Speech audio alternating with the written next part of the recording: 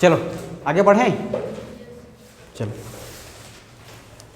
तो हम लोग देखो क्या क्या पढ़ चुके हैं। पाषाण काल, वैदिक काल, महाकाल के अंतर्गत मतलब महाकाव्य के अंतर्गत आने वाला रामायण काल। आज एक स्टेप आगे बढ़ रहे हैं, आज पढ़ने वाले हैं आप लोग का महाभारत काल। ठीक है, देखो महाभारत काल, महाभारत काल से एक दो क्वेश्चन देखने को मिल जाएगा ना हर प्रकार के एग्जाम में, तो इसको अच्छे से पढ़ते चलना। महाभारत काल, महाभारत काल को विभिन्न स्रोतों और विभिन्न धर्म ग्रंथों के अनुसार द्वापर युग के नाम से जाना जाता है। क्या महाभारत काल को, देखो यहाँ पर लिखना, महाभारत काल को कौन से युग के नाम से जाना जाता है? द्वापर युग, द्वापर युग के नाम से जाना जाता है। ठीक है, द्वापर युग के नाम से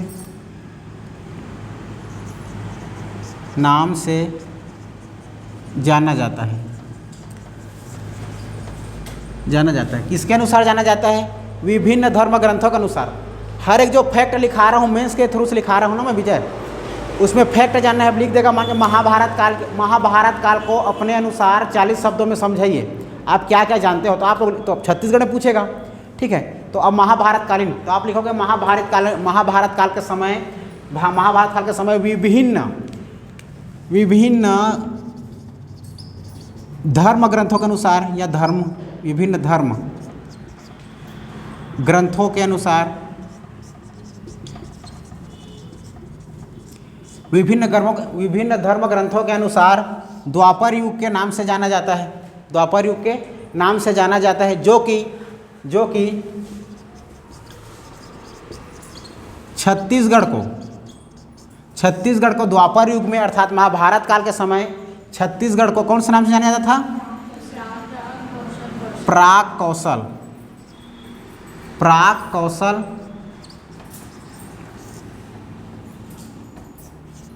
कौशल के नाम से जाना जाता था। ठीक है, ऐसे इसको आप लोग लिखोगे 40 लाइन में। ये एसआई के मेंस में भी जैसे लिखोगे वैसे ही। अगर पूछ देगा महाभारत काल के समय अपने शब्दों में लिखिए। ठीक है, छत्तीसगढ़ में पूछ देगा, तो छत्तीसगढ़ में पूछ देगा महाभारत काल को द्वापर युग के नाम से जाना जाता था, तो किसके अनुसार? विभिन्न धर्म ग्रंथों के अनुसार महाभारत काल को द्वापर युग के नाम से जाना जाता था, और छत्तीसगढ़ को प्राक कौशल के नाम से जाना जाता था, तथा छत्तीसगढ़ के अंदर आने वाले बस्तर क्षेत्र के अरण्य और दंडकारण्य क्षेत्र जानते हो ना,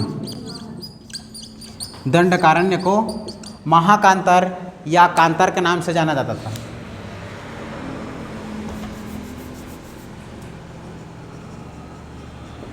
महाकांतार या कांतार के नाम से जाना जाता था। बन जाएगा इतना सबको? ठीक है, अब बस आप इसमें अगर प्री में फैक्ट लिखते हैं, प्री में पूछता है इसीलिए छोटे छोटे में लिख देते हैं लोग, और बुक इतना बड़ा बुक को छोटा बना दिए हैं। कैसे लिखते हैं? सीधा लिखते हैं कि रामायण काल का प्राचीन नाम क्या नाम से जाना जाता है? द्वापर युग। एक लाइन में महाभारत द्वापर युग, छत्तीसगढ़ प्राक कौशल, अरण्य क्षेत्र महाकांतार, ऐसे लिख देते हैं। ख़त्म, 3 फैक्ट हम ख़त्म हो जाता है। लेकिन उसको फैक्ट के हिसाब से आपको आगे बढ़ाना है, ऐसे समझ रहे हो? ये हो गया। इसके बाद देखो महाभारत काल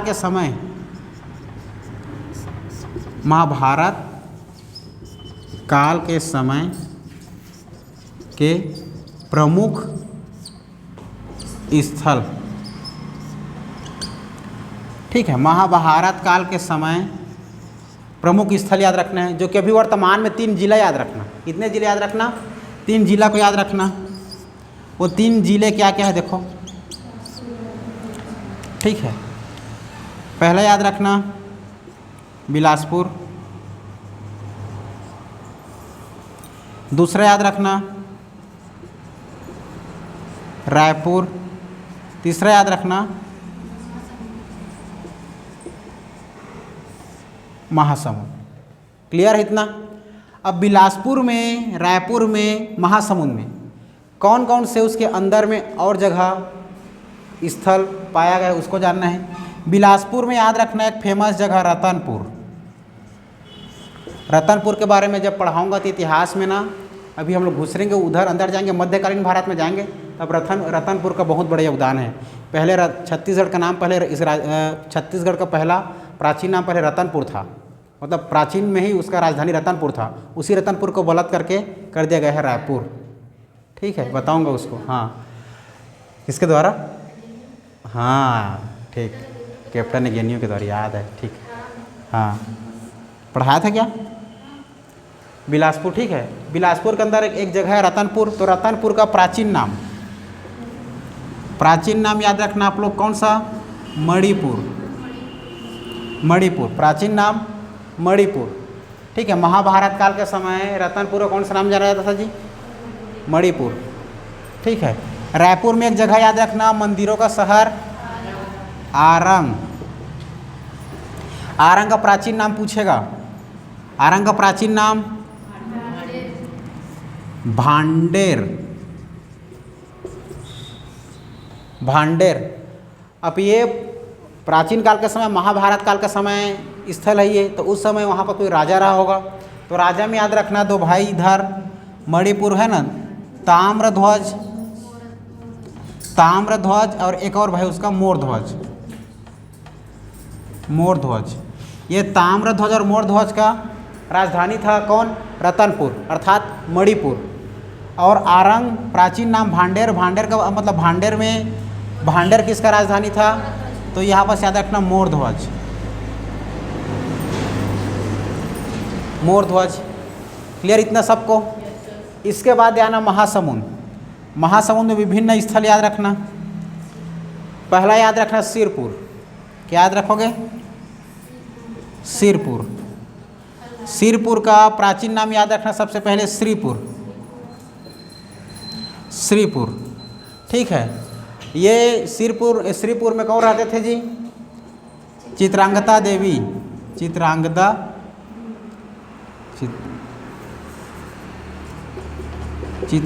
देवी। चित्रांगदा देवी यहाँ रहते थे। ठीक है, उसी की ये राजधानी थी कहना चाहिए। सिरपुर का प्राचीन नाम श्रीपुर। यहाँ चित्रांगदा देवी रहती थी। चित्रांगदा देवी ने अर्जुन को शादी किया था, क्योंकि अर्जुन और चित्रांगदा देवी के पुत्र भब्रुवाहन याद रखना है। फिर भब्रुवाहन ने उसके माता के गुजर जाने से उसकी याद में इसी चित्रांगदापुर अर्थात चित्रांगदा देवी के शहर चित्रांगदापुर को, इस सिरपुर को राजधानी बनाया। कौन बनाया? भब्रुवाहन ने। ठीक है, देखो कितना याद हुआ? ठीक, पूछता हूँ अभी।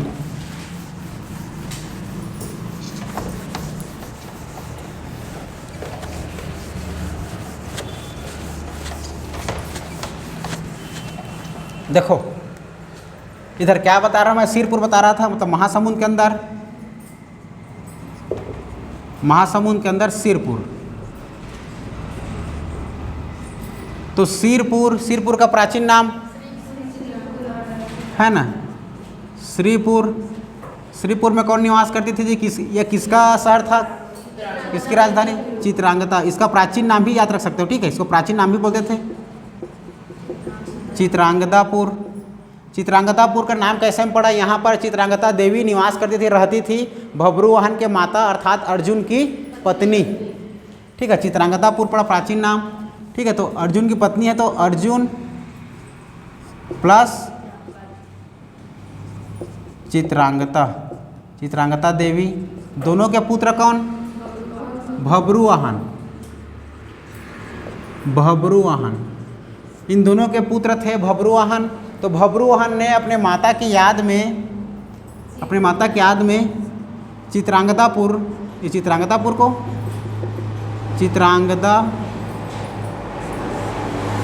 को राजधानी बनाया। अब एग्ज़ाम में पूछ सकता है, एग्ज़ाम में क्या पूछ सकता है? भब्रुवाहन की राजधानी कौन सा था? ऑप्शन दे देगा चित्रांगदापुर, श्रीपुर, इनमें से सभी। तब आंसर लोगे इनमें से सभी, क्योंकि चित्रांगदापुर का प्राचीन नाम ही श्रीपुर है और श्रीपुर को ही हम लोग क्या बोलते हैं, चित्रांगदापुर बोलते हैं, और इसी का भी वर्तमान नाम क्या है, सिरपुर है। तीनों तो एक ही है, ठीक है। अलग इसमें इनमें से कोई नहीं है करके अलग डाल देगा, उसको अलग निकाल देना है, समझ रहे हो। ये चित्रांगदापुर का है ना, चित्रांगदापुर को राजधानी बनाया किसने, भभरुवाहन ने, ठीक। फिर इसके बाद याद रखना है, सिरपुर के बाद एक और जगह खल्लारी, खल्लारी याद रखना, ठीक है। इसका प्राचीन नाम याद रखना खल्लावाटिका, खल्लावाटिका, प्राचीन नाम खल्लावाटिका। यहीं पर याद रखने का और जगह क्या, लाक्षागृह,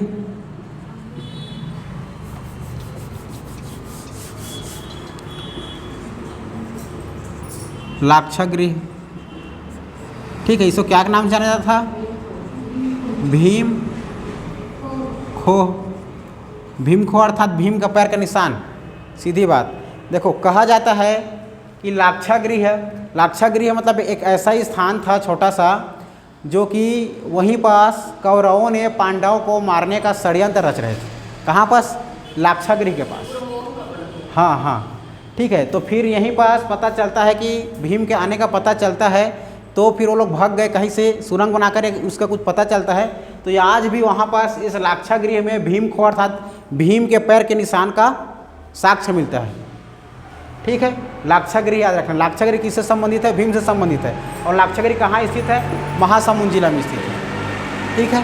ये इतना याद रखना है। लाक्षागृह के बाद याद रखना है आप लोग को भीम खो, बस इतना हो गया। इसके हाँ, इसके बाद याद रखना है महासमुंद के बाद। अब देखो प्राचीन नाम, प्राचीन नाम याद रखना सबका, प्राचीन, प्राचीन नाम, प्राचीन नाम में याद रखना है किसका, रतनपुर का, रतनपुर का, रतनपुर का प्राचीन नाम आप लोग को क्या बताया था, हाँ प्राचीन नाम है ना। सबसे पहले इस रतनपुर को प्राचीन नाम याद रखना। रतनपुर को अलग अलग युग में क्या क्या नाम दिया गया उसको पूछ सकता है एग्जाम में, ठीक। देखो प्राचीन नाम रतनपुर का हम लोग जानते हैं, राजधानी क्या क्या था उसका, प्राचीन नाम जानते हैं कौन कौन से युग में। तो आप लोग को ट्रिक लिखवाया था पहले, ठीक है। त्रम द्वाही सम, देखो सम त्रम द्वाही कर, ऐसा था, ठीक। सम त्रम द्वाही कर, सम त्रम द्वाही कर, ठीक है। लिख लिया हो आप लोग। चलो देखो सस याद रखना, सतयुग, सतयुग में रतनपुर को क्या कहा जाता था, मणिपुर। त्रस याद रखना, त्रेता युग, त्रेता युग में मणिपुर को क्या कहा जाता था, माणिकपुर। याद रखना द्वा, द्वा मतलब द्वापर युग, द्वापर युग में क्या कहा जाता था, ही से हीरापुर। उसके बाद याद रखा से क्या जी, कलयुग, जो अभी आप लोग पैदा हुए हो कलयुग में, कलयुग का नाम प्राचीन नाम क्या था, रतनपुर का, र से रतनपुर, जो अभी है वर्तमान में रतनपुर, ठीक है। इतना याद रहेगा। ये अपना मुख्य रामायण काल का स्थल, और इससे ज़्यादा आप लोग को आगे नहीं पढ़ना है। और बहुत सारी सारगर्भित बातें हैं जो कि इधर उधर मिला जुला कर लिखा है, मिला जुला कर लिखा है, तो मेन सार बात इतना ही निकलता है, ठीक है। चलो बंद करो सतीश, कोई याद नहीं हुआ बताओ, हो गया ना। चलो आप लोग का महाभारत काल खत्म। महाभारत काल के बाद कौन सा काल आएगा, महाजनपद काल। चलो देखो याद करते चलना, यहीं पास जहाँ पास और कोई टॉपिक नहीं लिखे होगा लिखते चलना। महाभारत काल के बाद आता है आप लोग का महाजनपद काल, महाजनपद काल। महाजनपद काल का आप लोग समय पीरियड याद रखना, आप लोग 500 से 545 लिख लो या 46 लिख लो, 546 ईस्वी, ठीक है, 500 से 546 ईस्वी याद रखें, महाजनपद काल। ठीक है, हाँ चलो, महाजनपद काल को समय याद रखना, 500 से 546 ईसा पूर्व याद रखना, मतलब ईस्वी याद रखना। अब चलो देखो, इसके बाद महाजनपद काल में उस समय हमारा भारत देश महाजनपद काल के महाजनपद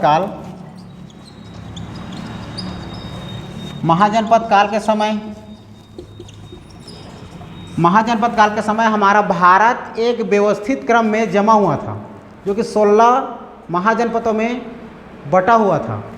ठीक है, तो महाजनपद काल के समय भारत कितने महाजनपदों में बटा था?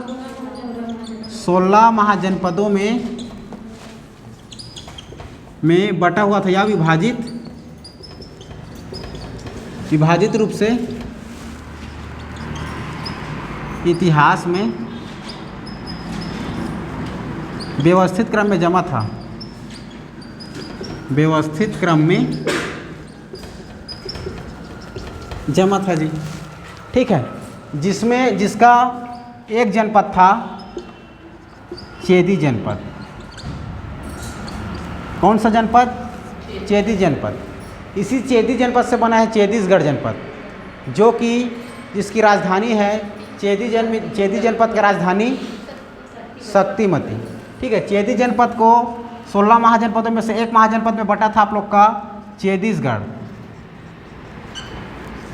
ठीक है, चेदी महाजनपद याद रखना, चेदी महाजनपद। उसी चेदी महाजनपद तो क्या कहा है? चेदीसगढ़ कहा गया, जिसका राजधानी, चेदी महाजनपद की राजधानी याद रखना, राजधानी शक्ति को याद रखना, शक्तिमती।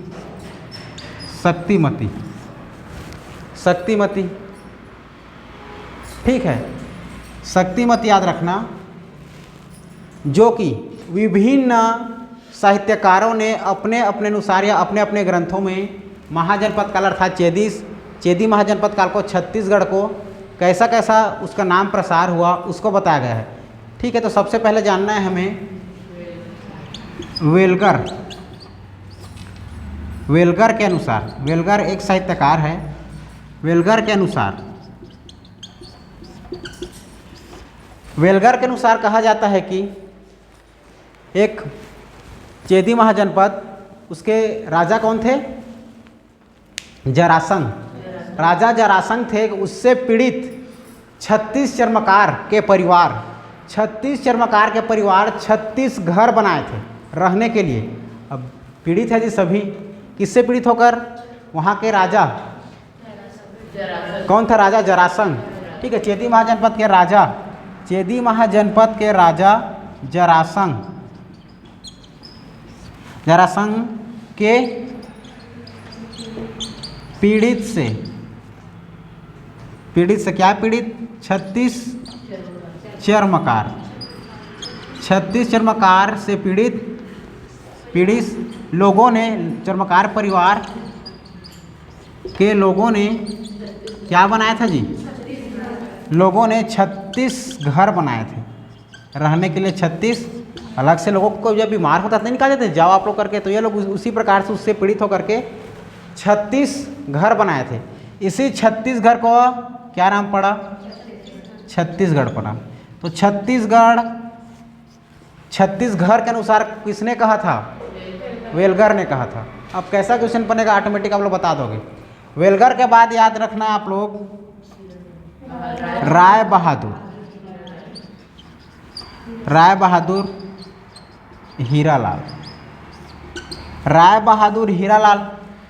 बहादुर हीरालाल ने चेदी को चेदी महाजनपद कहा। तो चेदी महाजनपद तो बटा ही पहले था, उसने कहा नहीं। चेदी को चेदीसगढ़ कहा। क्या कहा? चेदी महाजनपद को चेदीसगढ़ कहा। किसने? राय बहादुर हीरालाल ने। ठीक है, इसी चेदीसगढ़ का राजधानी क्या था? शक्तिमती। और चेदीसगढ़ से नाम परिवर्तन करके क्या हो गया? छत्तीसगढ़ हो गया।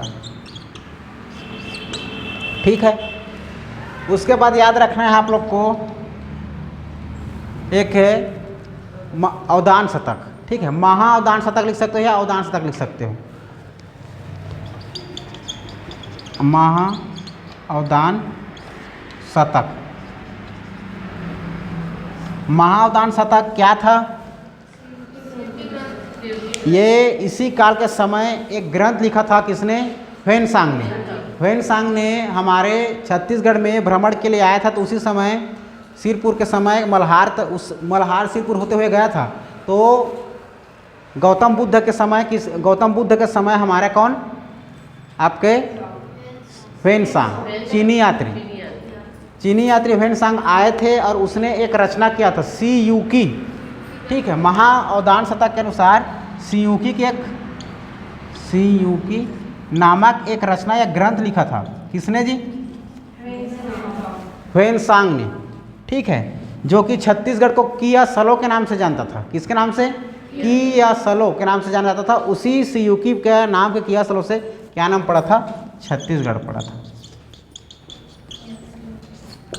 ये तो किया सलो, हाँ ठीक है, इसका नाम क्या पड़ा?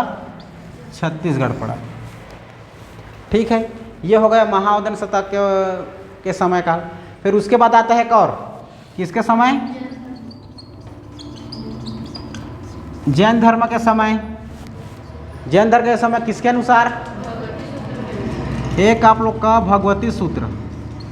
ठीक है, ये भगवती सूत्र एक क्या है? एक जी, ये भी एक ग्रंथ है। ठीक है, जैन धर्म का। तो जैन धर्म के ग्रंथ है भगवती सूत्र। भगवती सूत्र के अनुसार छत्तीसगढ़ का नाम पड़ा क्या था जी? हाँ, ये भगवती सूत्र के अनुसार हमारा जो भारत है, मतलब महाजनपद, जो छत्तीसगढ़ महाजनपद है, वो दो भागों में बटा था, उत्तर और दक्षिण। ठीक है, भगवती सूत्र के अनुसार हमारा छत्तीसगढ़ दो भागों में बटा था, एक उत्तर और एक दक्षिण महाजनपद। ठीक है, उत्तर महाजनपद और दक्षिण महाजनपद। उत्तर महाजनपद का राजधानी था साकेत, जिसको अयोध्या कहते थे, और नीचे दक्षिणी रेखा क्या था जी? दक्षिण का दक्षिणी था, अर्थात दक्षिण कौशल बोलते थे, यह मतलब दंडकारण्य नहीं बोलते थे। ठीक है, दक्षिण कौशल बोलते थे। यहाँ के राजा दक्षिण कौशल थे, मतलब कौशल थे। ठीक है, तो ये इसी दक्षिण कौशल के नाम से अपना क्या पड़ा? छत्तीसगढ़ पड़ा। इसी दक्षिण कौशल के नाम से क्या पड़ा? छत्तीसगढ़ पड़ा। ठीक है, आप लोग को रामायण काल में बताया था उत्तर महाजनपद और दक्षिण, मतलब उत्तर से हम उत्तर कौशल और दक्षिण से दक्षिण कौशल। उत्तर कौशल का राजा बताया था आप लोग को, राजा दशरथ, और इधर कौशल बताया था जिसका पुत्र भानुमंत, जिसकी पुत्री थी कौशल्या। ठीक है, जो किसी छत्तीसगढ़ में दो भाग में कर दिया गया था। मतलब छत्तीसगढ़ एरिया को माता सीता और राम के पुत्र लव कुश, उसके जब दोनों का बंटवारा हुआ तो छत्तीसगढ़ एरिया को किसको दे दिया गया था? कुश को दे दिया गया था। कुश को छत्तीसगढ़ को, हाँ, कुश को दे दिया गया था, और ऊपर को लव को दे दिया गया था। ठीक है, इस प्रकार इतना महाजनपद काल के बारे में याद रखना है। ठीक है, देखो क्या क्या पढ़ लिए हम लोग? रामायण काल, महाभारत काल और महाजनपद काल। ठीक, उससे पहले पढ़ चुके हैं पाषाण, वैदिक, रामायण, महाभारत, महाजनपद, खत्म। ठीक है, अब इसके बाद आते हैं मौर्य काल। चलो।